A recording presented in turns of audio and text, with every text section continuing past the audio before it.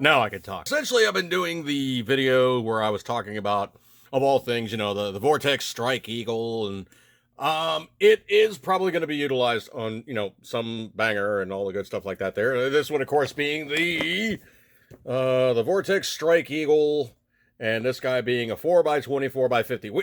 It's just insane for a carbine. Remains to be seen whether it's actually going to fly on the carbine or not. Case in point, I have mocked it up, so let's just kind of put an eyeball on the gross monstrosity of which we currently have ourselves. Okay, essentially I have here a 1x9, I'm trying to keep myself out of here, a 1x9 Delton lightweight upper. Is it truly a lightweight upper? No, because if you see this little step right here, that is not 0.625, that is 0.750. So standard barrel profile. So what they did was they whittled this down to the pencil barrels configuration. This one kind of charitably down to the pencil barrel configuration.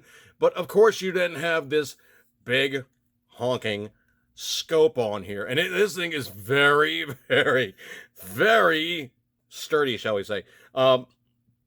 So this is actually a very, very cheap knockoff, the QD, you know, pick a Chinese, you know, manufacturer of which you will, knockoff of a LaRue SPR 1.5, I think it is, but it's really kind of cheesy. It's just on here from mock-up, okay? So that is kind of where we are with that, and kind of looking at things as they are. Yeah, it's a bit much. Now, can I actually lighten the battle rattle to some degree?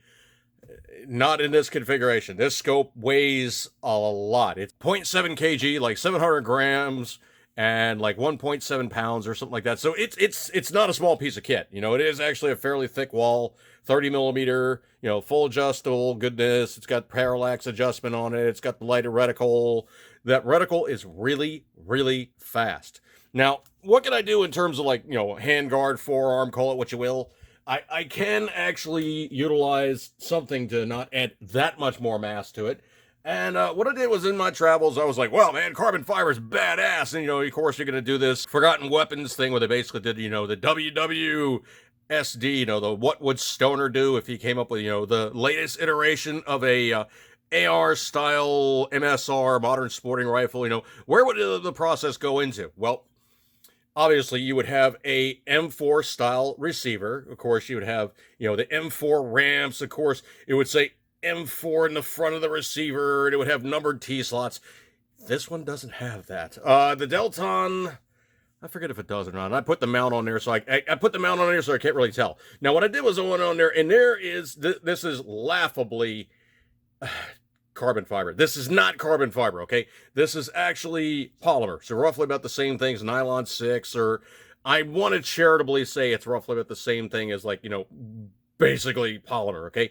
Is it really polymer in good stead? I don't know, but this thing is flipping light. With this receiver and this 16-inch almost handguard, it is very, very light. It's like a pound and change. It's very, very light. Now, this is polymer, and people use polymer to good effect. You know, the H&K G36 and all the rest of those good things. But, it's a good polymer. It is not carbon fiber, okay? This is probably like hydrographics or something like that, you know, they put on there in terms of pattern. It is not carbon fiber. That said, for this thing to be a polymer handguard, it's going to be really, really light. And this configuration is not featherweight, but it is very, very light. A true carbon fiber upper, read like the Faxon, you know, really insanely light barrel. And of course, you know, the Faxon, really insanely light carbon fiber handguard, costs like scads of cash. I mean, I basically have at this point in time, this is probably like about a $60 upper. Don't look for that price nowadays. You won't find it. And it was probably about a $60 price handguard. So basically, this is basically about $120 upper. I do have the lightweight upper that I picked up Well, let's just say that I picked it up with a local guy off of one of the online venues, and he sold it to me for a really good price for cash.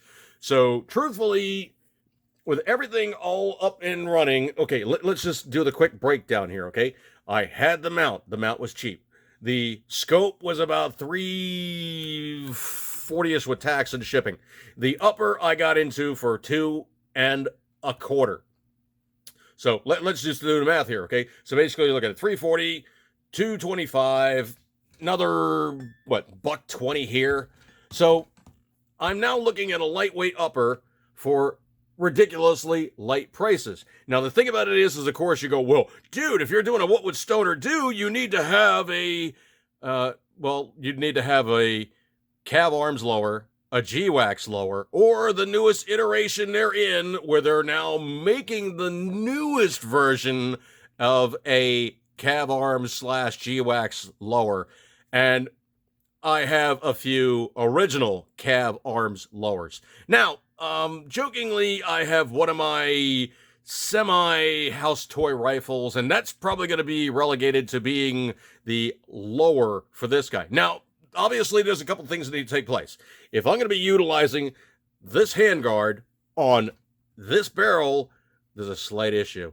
Yeah, and it's called a taper-pinned front gas block, sight base, call it what you will. So what am I going to have to do here? Well, let's just get out an illustratively, perfectly good tool for demonstration. I am going to have to go like this. I'm going to have to probably hack off the bayonet lug. I'm probably going to have to hack off the front sling because, well, it's going to be in the way. And I'm definitely going to have to hack off Mr. Front Sight Base because it's got to go bye-bye. Now, this guy right here, which is basically just the front handguard catch, here, it's getting trimmed down for size because then it will simply be a spacer. Now, there's a reason why I'm keeping this gas block. I pop out these two taper pins. I pull it off, or I can start buzzing, chopping, and what have you, but I might endanger the barrel. And I'm not going to do that. Not for like, a $12 end cap piece for the handguard. Not going to happen. Also, the other problem too is, oh yeah, this guy right here doesn't run a standard Delta ring. No. There's a very slim profile barrel nut that goes in there. Of course, you have the little bag with all the, the goodies. Like it has a couple of Picatinny rails, and of course, it's got the Allen wrench and what have yous. But this barrel nut is not compatible with this Delta ring, or this barrel nut is not compatible with this handguard. More stuff to hacky choppy. All right, well, I guess the next video is going to be, and I'm going to have to be very, very careful in which I do actually publish it, and the way it actually, has happened, that I actually modify said front sight base. Because the thing is, if I pop out these two taper pins, it's already fixated. They've done all the hard work. It's been in the fixtures, and it will be balls of steel. The gas tube, all this fun stuff. All I really need to do is simply just drop in a, oh, that's right, I need a bolt carrier group. More on that when I actually get the parts, but I'm looking around online. My poor bank account is suffering. All right, I'm going to break up with this one, folks. So this is kind of an update to where we are with the what would Stoner do, or in this case, what would Dude do carbine. Is this scope really going to fly on a sub 6 pound or 7 pound carbine? I don't know, but when we get done with it, it will go on the scale. All right, folks, I'll break up on this one. Eat good, keep centering as always, you know it, you love it. And, of course, make sure you have your Tigger juice in an appropriately dirty coffee cup, because that adds flavor. Let's give it 1 second here.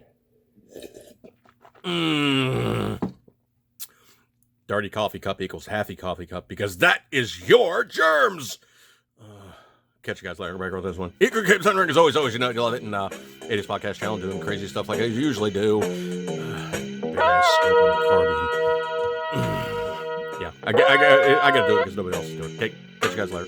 See you guys.